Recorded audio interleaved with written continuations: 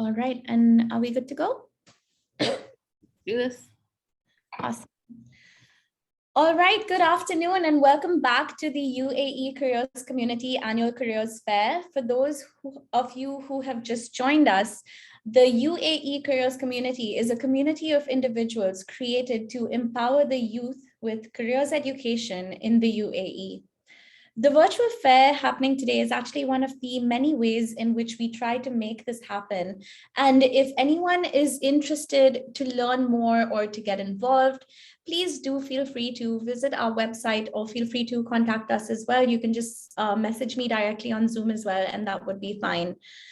For this afternoon, our next session, we'll be kicking off with the interview masterclass with Wardah Sandila.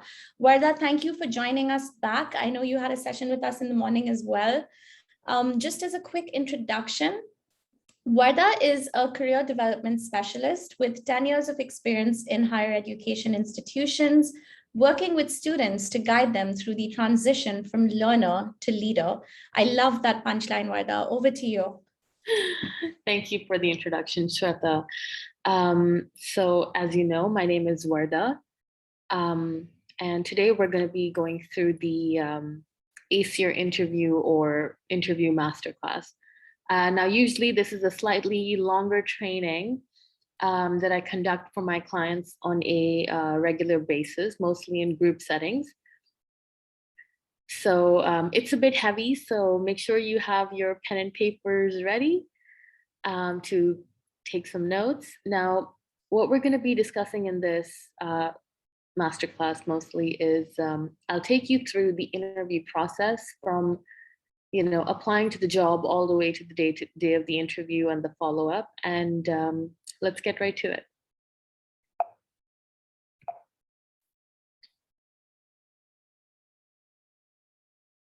All right, so first things first, how do you get to the interview?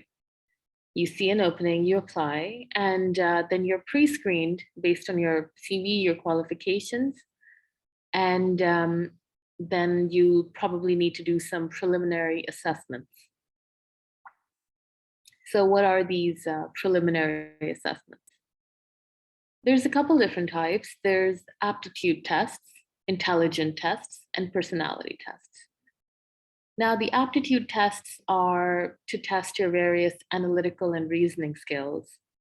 Intelligence tests are for seeing what your fluency is like, your vocabulary, your numerical ability, your memory.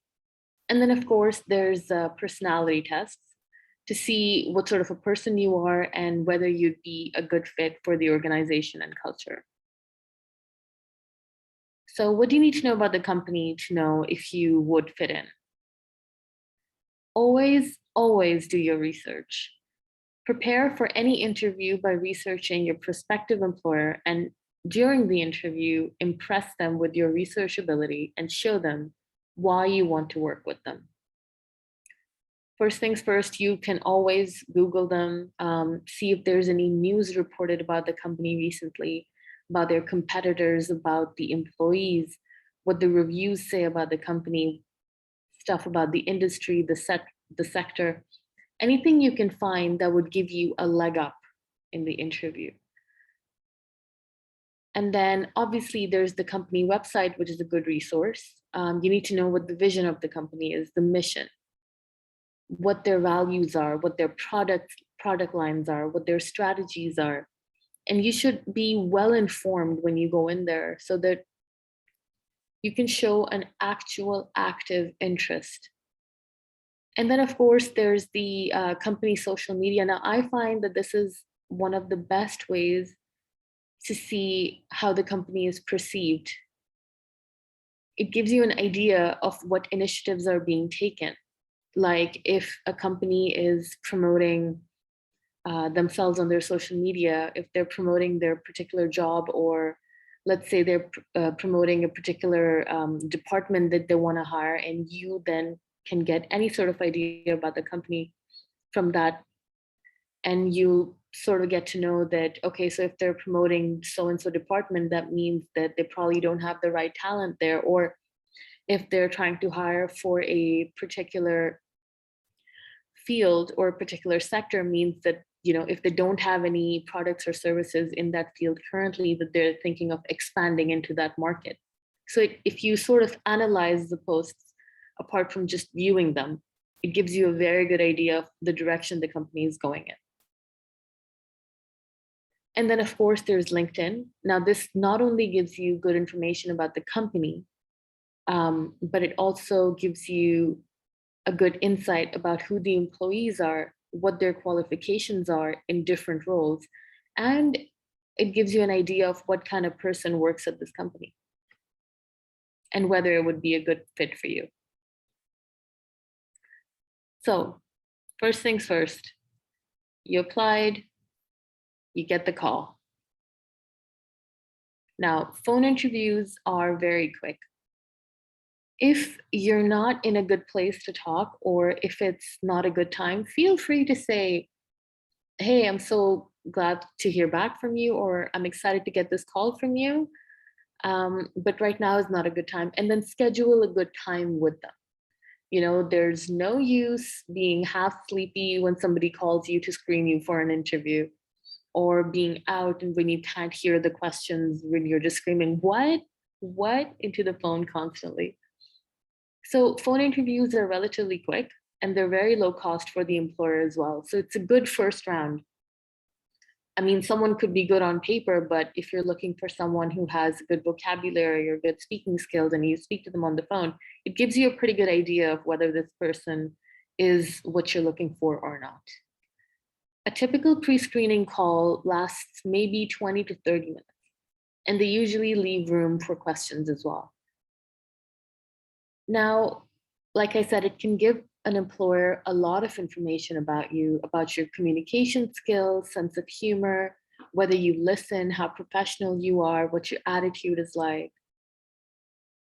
And it also helps them gauge what your motivation is for going into this job. So you answer the call. Always have your CV on hand, which is why it's good to schedule these things.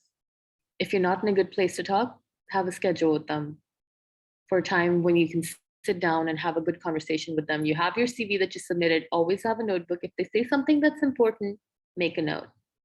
Listen carefully. Don't start speaking until the interviewer finishes the question.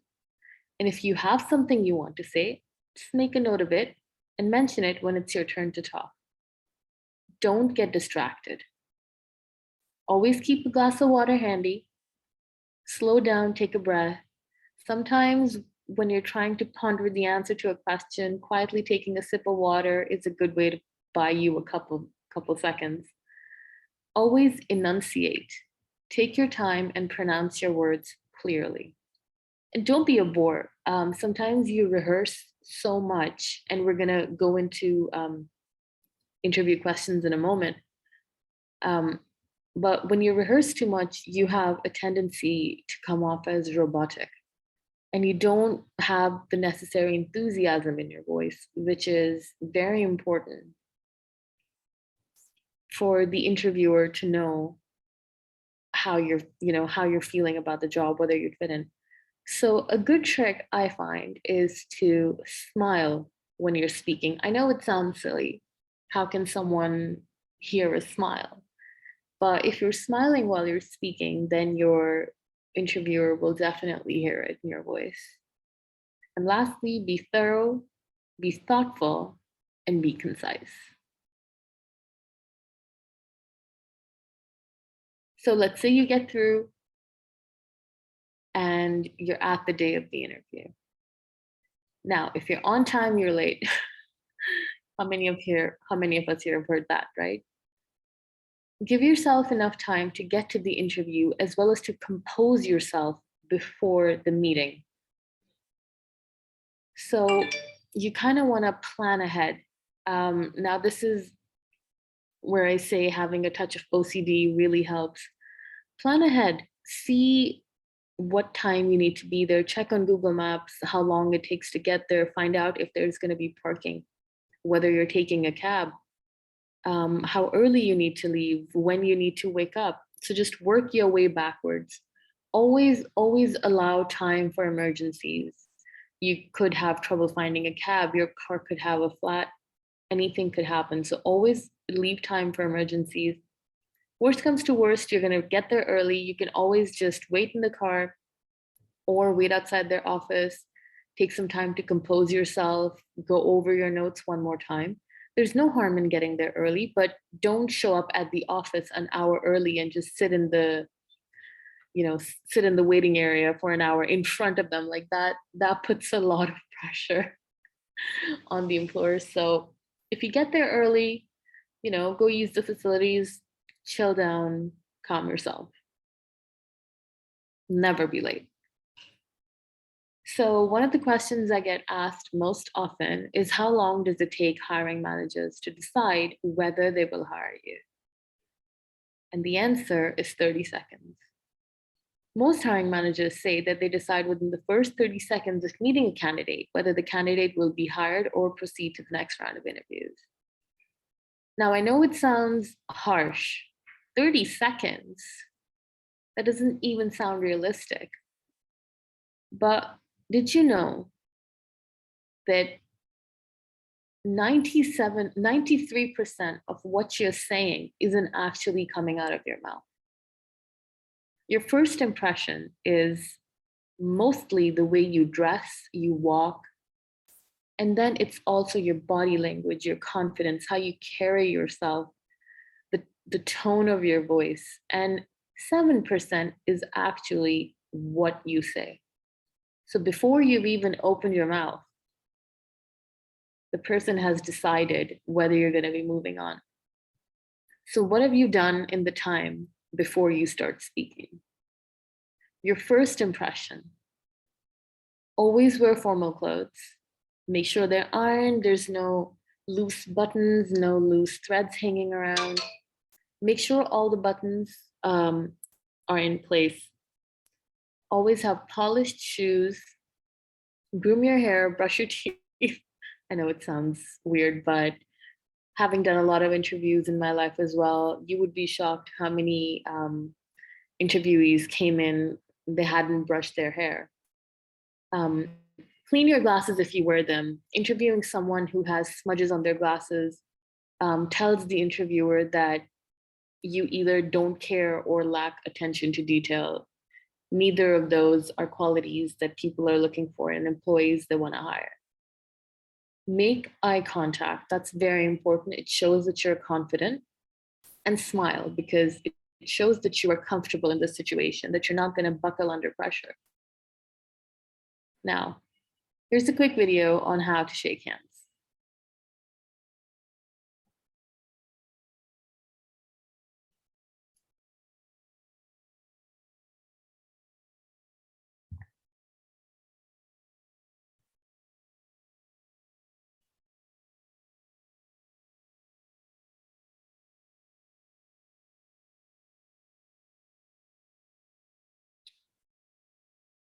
Now that's the right one. Clasp hands, up, down, let go, we're good. Now, in the post-COVID age we live in, shaking hands has become a bit of a taboo. So how do we handle that? And I know that it might seem daunting going over to businesses where you don't know what the situation is for interviews and possibly putting yourself and others at risk.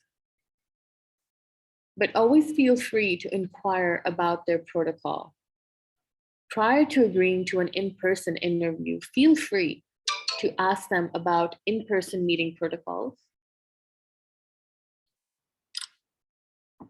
Find out what they expect and how the company is addressing the risks. Wear a mask, but don't be afraid to ask whether masks have to be worn at all times. And don't feel pressured to meet in person. It's completely acceptable to say, hey, can the first interview be on Zoom? When you are doing the interview, be prepared to discuss your work from home style. And during Zoom interviews, I found this to be a quirk of many interviewers. They get distracted when the interviewee doesn't look right in the camera, because when you look right in the camera, the person who is viewing you can see you directly, but when you look at the screen, or worse, look at your own image in the corner, interviewers can tell, or the person looking at you from your camera can tell that you're not actually, engaged. You're just looking at yourself. And imagine having an errant thought that, oh my God, is that really what my hair looks like right now? But when it comes to handshakes, let your interviewer take the lead. Please don't attempt to fist bump or elbow tap. That's all right with your friends, but definitely not during interviews. So rather than get off to an awkward start by putting your hand forward, just wait to see what your interviewer feels comfortable doing. Or simply say something as, nice to meet you. I'm sorry I can't give you a proper handshake. It's a completely acceptable thing to say, and most people, I think all people respect honesty.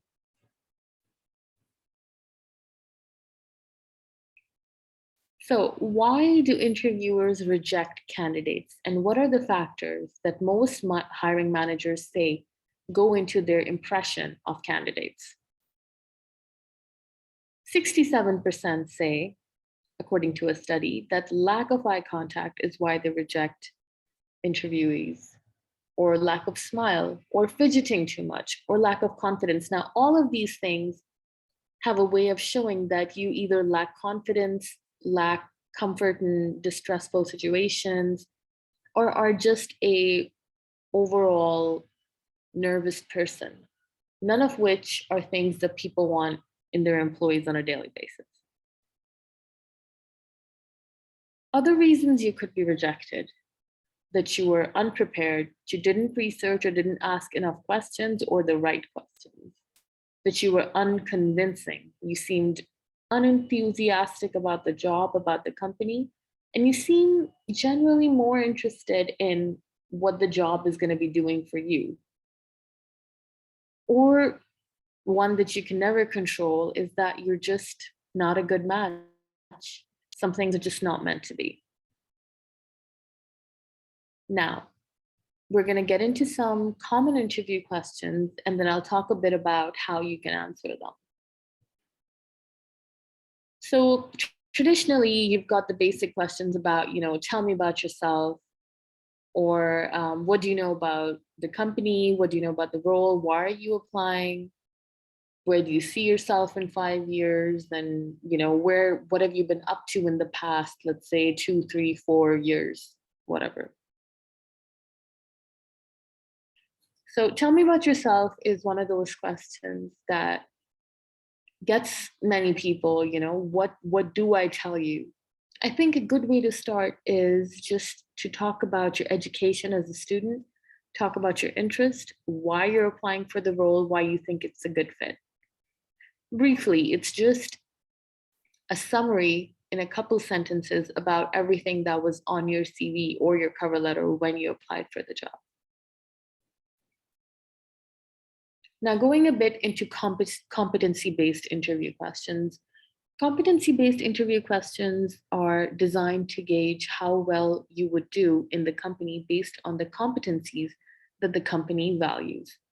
These can be teamwork, problem solving, decision making, leadership, responsibility, communication. Some of these questions look like, tell me about a time you led or worked in a team. Or, give an example of a time where you made a difficult decision. Or, tell us about a situation where you failed to communicate properly. Now, what all these questions have in common is that no matter how a question is phrased, there is always a surefire method with which you can ensure that you've got the right answer. And that is the STAR method. STAR, which stands for situation, task, action, and result. Now, when you're asked a question, let's say, tell me about a time you led or worked in a team. To answer that question, first of all, you set the scene, the situation. You describe the context and any other relevant background information about the time that you worked in a team or the time you led a team. and then the task that you faced, what challenge you faced, and then specify your goal, what you were going to achieve, and then be clear about why the task was so relevant to the role that you were applying for. Now, the story or the situation that you're describing should be relevant to the role or the company that you are applying at. The third thing, action. Focus on what you did to either resolve the situation or contribute to the success of the story. Describe who else you worked with during the process and talk at length about the steps you took. Now, this kind of shows your decision-making process. When you talk at length, first I did this, then we did this, but then this didn't work. So we went back and tried something else. And then that's how this played out. Any challenges and what specific skills you used. And then always top up with a result. And please keep in mind that the result better have been positive. There's no point answering a question about a competency where the result was, yeah, we didn't really accomplish what we were supposed to, but we all had fun anyway, so that was fine. So a good story. Emphasize your actions and how they affected the outcome and explain what you learned from the experience. So tips to be able to complete the STAR method for any interview question that comes your way is listen to the question carefully. There's nothing worse than answering something that nobody asked. First, think. If you need a moment, just say, ooh, that's an interesting question. Let me have a moment to think about that. And this is where sipping water, like I just did, is a good trick to buy you a couple of seconds to actually think about what you're gonna say or formulate the answer. Because you need to have pre-prepared short stories. Now, this is where your research comes in. When you're doing your research on the company, you should know what the competencies are that they look for. And some of the ones that I spoke about earlier, teamwork, responsibility, critical thinking, these are very common, problem solving. So you should always have stories prepared for these. Stories that can then be modified to talk about the various, to answer the various questions. And then again, using the STAR technique, structure your answer, describe the situation, the task, the action, and follow up with the result. Give concrete examples of what you've done and describe in detail your results. And again, don't rehearse to the point where you sound robotic. Don't forget to convey your personality. A successful answer will always have you come across as confident and charismatic. Now, after the interview, it's very important to follow up. There's no point in having an interview and then not following up the same day or the next morning. Standard follow-up etiquette or a thank you email is probably best sent on the day, or if it's late, perhaps the next morning. You always start with thanking the interviewer for their time, promote your candidacy, and use your follow-up email to reiterate your interest in the job. Tell the interviewer why you are qualified. Highlight relevant skills that are specific to the requirement that you might have already spoken about in the interview, but there is no harm in getting those in writing. If there was something that you forgot to say, or if you misspoke during the interview, this would be a good time to correct that. If you feel like you answered a question poorly, feel free to rephrase and clarify what you were trying to say. And always, always proofread your follow-up email. Any sort of typo or grammatical error can just knock you right out of contention. Be particularly mindful of people's names, and spelling those incorrectly will definitely be noticed. Check in. Let's say that you were told that, yeah, we'll get back in touch with you in a week or so.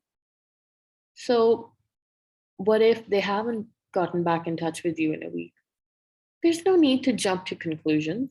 No need to say, oh, you know what, I didn't even get it, so what's even the point? Sometimes these things can take a while, especially if the decision makers have a lot on their plate. Sometimes new hiring is just not a priority and it gets listed lower than everything else. So wait for the established time frame and deadlines to pass. If you ended the job interview asking about the next steps of the hiring process, and let's say they say a week, and a week has passed, feel free to send them a quick note saying, hey, hope all is well. I'm just checking in with you regarding so and so role. You mentioned you would be finalizing your decision by the end of the week. I'm eager to hear when you have an update. Please let me know if there's anything I can provide to assist you in your decision-making process. It's short, sweet, to the point, and it's a good mix of eager and it's not pushy. Sorry about that. Follow-up etiquette. Now, even if you don't get the job, stay in touch. It's good to build a relationship. This means keeping the conversation going periodically. You can add recruiters or people you met with or spoke with on LinkedIn. And don't overdo it. Be professional and don't be pushy or overeager. Now, what this does is, even if you didn't get one job, people know people, and you can expand your circle, get to know more people, find out about more jobs. And most hiring managers, most recruiters know each other. So if you make a good impression on one or more of them, it's a good place that you might get more notice. So that is the end of my presentation. Best of luck. Always do your research and always, always be presentable. Great. Thank you so much, Wardah. That was really good. I'm actually sitting with a couple of my students right now, and we just had a few questions. So this ties back into what you put on your CV. And, we saw a trend where there was a lot of, inputting of soft skills on the CV, saying things like time management and there's no actual way to demonstrate that until you get to your interview. And I just wanted your comments on that. Like, what is your take on soft skills on a CV versus putting it out during an interview, or rather, how do you showcase those skills? Right. So here's my take on it. Some things are better shown rather than said, right? I can say that I have great English skills, right? Let's say that, I put an advanced in English and then I've got typos in the CV. That's not good, right? The one you mentioned was, sorry, what was the one you mentioned again? So I mentioned time management. Time management, exactly. Yeah. Now, again, that's one that you show. Or like leadership skills, let's say, as you mentioned. Yeah, like leadership skills, again, that's one that you would show in an interview. When it comes to the CV, it's more important to showcase your hard skills. But again, the way that the CV is portrayed, let's say you have good presentation skills, or let's say one of your soft skills is that you're a very organized person. But if your CV is all over the place, if it's not organized properly, if it's not formatted properly, then what does that say about you? Right? Like, yeah, I say that I'm very organized, that's one of my top soft skills, but are you? Like, I see no proof of that based on this piece of paper that you showed me. I know it's very reductive to reduce candidates to a sheet of paper at so young an age and so early in their career. I understand that, and it's unfair, but again, it is the best way to go through many candidates or a large volume of candidates at once for hiring managers. So it's up to us, or it's up to the students, it's up to the ones applying for the jobs to make sure that that one sheet of paper that we're putting forward is the best of us. It is formatted correctly, properly, it's organized. Again, you can say that you have critical thinking or good decision-making skills, but if you've chosen to put, let's say, your hobbies on your CV and one of them is watching Netflix, then you clearly lack proper decision-making. And I don't care who says otherwise. No, fair. That's really good feedback. Thank you. And Wardah, once again, I'm sorry, we are taking it to that pre-interview stage. You know, how would you advise students to bag their first interview?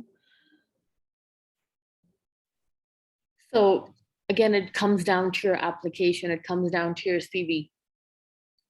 And it's always good after you've applied for a job. Let's say you apply for a job on LinkedIn, right? After a couple of days, you know, the job's gone, like it's been taken off LinkedIn. There's no harm that when you applied for the job, you save it and you made sure just you either take a picture of it or make a note of who was the person who posted it. There's zero harm in contacting that person and saying, hi, I applied for so-and-so job. Or if the person's not listed, going on to that company's LinkedIn page and sending them a message. Or, you know what, go online, find their number, give them a call. Hey, could I speak to whoever is in charge of hiring? Or find out on LinkedIn the name of the person who's you know, in the HR department in that company. Anyone will do. Give their switchboard a call. Hey, could you connect me to so and so? Frankly, I mean, when I was starting out, I would just show up at businesses with my CV in hand. I mean, I know you can't do that anymore. My brother, he worked in media. He would show up to businesses in Media City back in the day, about 10 years ago, with a stack of CVs and his portfolios. And this is when USB sticks were fairly expensive, so he had discs with his portfolio with him, and he Amazing. would just go drop them off. Now it's easier because I can send you large files. I mean, I can send what, 15 MB worth of file to you in an email. So nothing's stopping me from sending you a portfolio or sending you details about myself just in an email. There is no harm in spreading it all around there. What's the worst that's going to happen? No one's going to call you back. How does that change your situation from right now? Absolutely. You have to hustle a little bit. You know, I mean, I understand there is a line between being pushy and being proactive, and you have to tread that line. Be proactive. Keep in touch with people. If nobody is contacting you, there's no harm in sending a follow-up message in a week. I mean, not the next day, that would be pushy. But a couple days, nobody contacts you, give them a call, send them another message. Keep at it. You know what? Fortune favors the bold. Absolutely. And I'd really like to add to that. Sorry, I hope I'm not cutting you off Go there, ahead. but you know, just with us as well within the university, I think fortune favors the bold, and in this sort of situation, fortune favors students at this stage in their lives. And the reason I say this is because one of the things that we advise our students to do is that reach out to employers, reach out to people who are coming to the university and doing industry-based talks, and you know, ask for a contact, ask for advice, because you're at that age right now where they will be receptive and they'll want to, you know, there's generally more of a receptiveness with students. And so Absolutely. we do encourage our students to try and put themselves out there as much as possible. And the reason I say this as well is because we do have a lot of companies and organizations that get in touch with us. You know, they want interns, they want student volunteers. Yeah. There's normally a process in place where, you know, students have to submit their CVs, and then of course, if they get through, then they go to the interview stage. But I have seen in my time that there is no single employer that has ever said no to a student, regardless of what's on the CV. And that's very appreciated. And I think that's testament to, them having this phase in their lives be an advantage for them.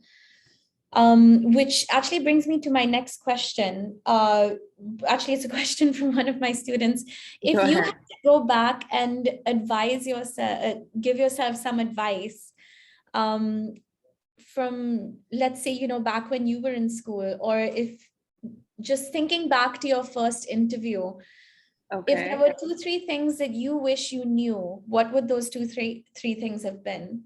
Oh my goodness. Everything I teach students now is based on what I wish I knew back in the day. 100%, because when I was in school, when I was in uni, we didn't have career counselors, we didn't have guidance counselors. In university, we didn't have careers education, which is why I'm so passionate about it.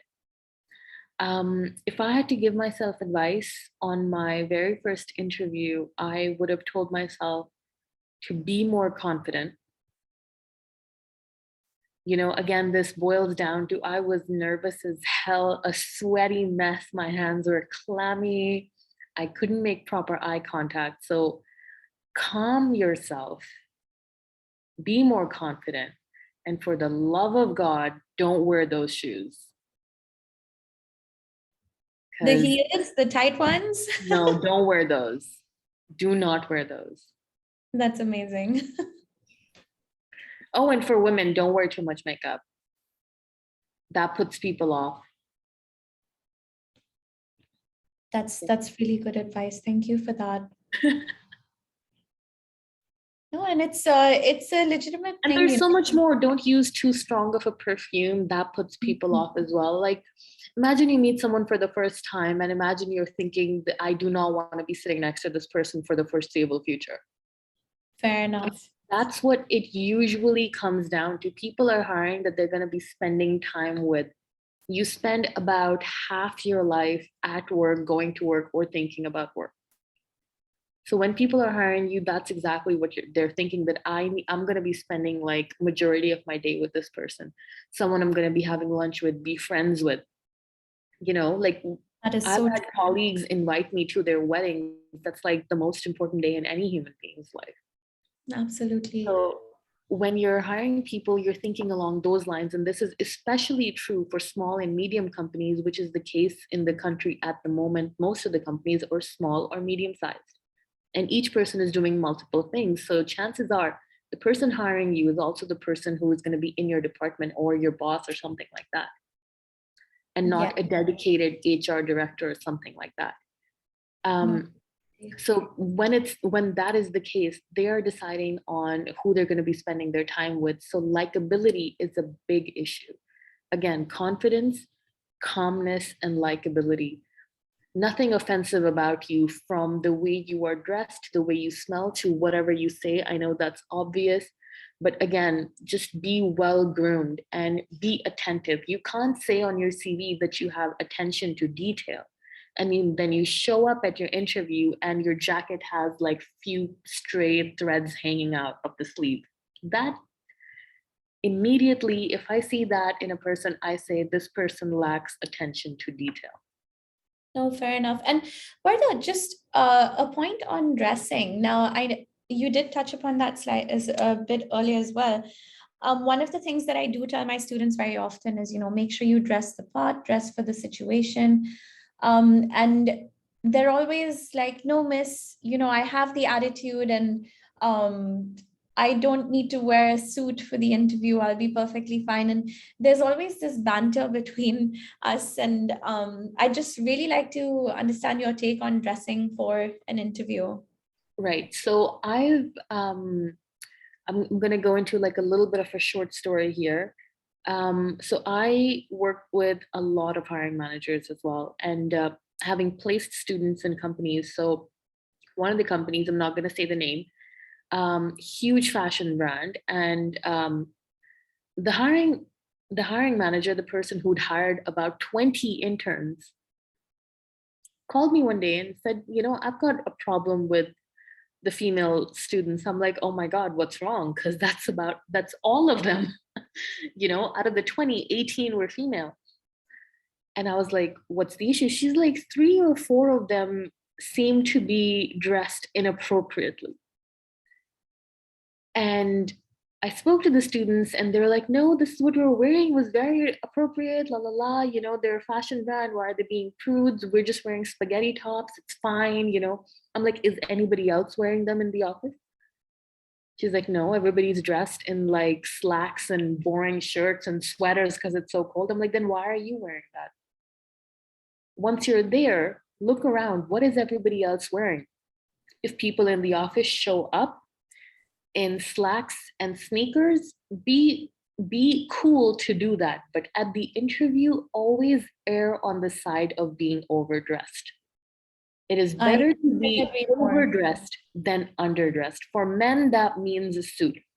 Maybe you don't want to do a jacket in the summer, but always button top, tie, always. And cufflinks if your shirt requires them, or button cuffs. Do not pull your cuffs up or cuff them around your elbow. That's very unprofessional. And that puts the crease in, then again it goes into the attention to detail bit.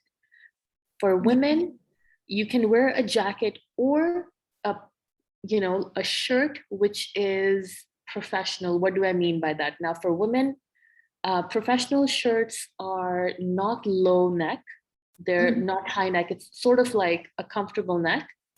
And half sleeve or full sleeve, not short sleeves, not spaghetti tops, none of that, no sleeveless. If you want to wear a jacket, feel free to do that. If you want to wear slacks, you can wear those to an interview. No jeans, no sneakers, and wear comfortable shoes. If you want to wear a heel, nothing that you couldn't walk in comfortably. Like if you're uncomfortable when you're walking, you're going to be uncomfortable when you're sat there. You're going to be uncomfortable when you're answering the questions. You're going to be wincing, and the discomfort shows up on your face. I have interviewed over, I can't even guess, thousands of people in my life. I have hired people, and I can tell you when someone's wearing uncomfortable shoes. As a woman, I can tell. Oh, absolutely. Right? When someone's sat there talking to me and, she's got like that thing between her eyebrows, like it's, wincing. I'm like, she's in uncomfortable shoes and I don't want to bring it up because that's not professional. But I already know that this person lacks the common sense to pick appropriate shoes for an interview. I mean, I judge older hires a lot more harshly than I do younger people because, you just want to wear your new shoes to the interview. Never wear a new pair of shoes to the interview. That is a rookie mistake. Wonderful. Thank you so much. You never wear new ice skates to competition. You never wear new shoes to an interview. Mid-size heel. Yeah. Worn in, your comfortable pair of shoes, but clean. Always clean. Absolutely. All right. Thank you for that. Limited makeup, no red lipstick, and especially with the masks these days, you want to opt for no lipstick. Oh, thank you for that. I'm getting some looks from the girls in the room, but it's true. And, you've touched upon many things, and I think the bottom line is contextual dressing. And in this situation, the forum calls for, a certain level of professional dressing and, not a certain level, actually, you should be formal, and it's better to overdress for the occasion. So I'm with you on all of these points. Thank you for that. And nothing shows poor decision-making than showing up underdressed for an interview. No, I couldn't agree more. Great. So I'm just looking through our chat box and I don't see any further questions, but I do see a comment from Sandra saying, thank you. This was very informative. Oh, thank you, Sandra. You're most welcome. And no further questions from my students at the moment, Wardah, but I will just take this as an opportunity then to say thank you so much. I believe you're going into one more session after this. Is it correct? Yes. Okay. 1 at 4. Amazing, amazing. And I believe that's in one of our other rooms, but Yes. Wardah, Sandila, thank you so much for your time. Thank you for the wisdom that you've shared with us. Thank you for reiterating so many of these points that we usually discuss with our students over here at the Careers Hub at Curtin. And just in general, you know, I know it takes a lot to volunteer your time. And we do really appreciate it. The community appreciates it. So thank you. You're most welcome, Shweta. And if you want me to ever come down in person and reiterate it to their faces, I will. I would love that, Wardah. I'll take that conversation with you offline, but we would love to have you on Absolutely. campus. Great. Well, thank you. Thank you, Wardah. Thank you, everyone. We will be starting the next session at 4 o'clock. So hang tight, take a quick break, grab a coffee, and we'll see you at 4. Thank you. Take care, everyone.